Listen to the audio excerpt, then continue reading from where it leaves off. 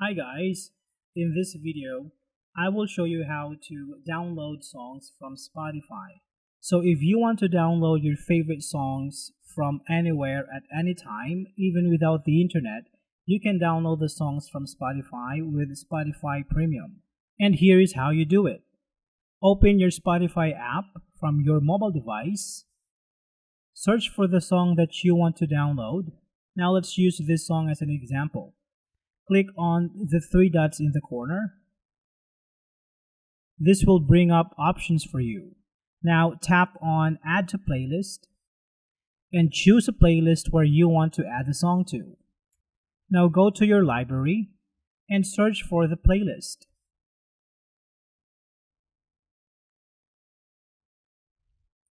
Inside your playlist, tap on the down arrow icon and it will download all the songs in your playlist, including the one that you added recently.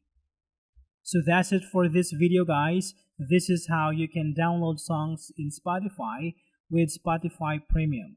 Thank you so much for watching, and I will see you in the next one.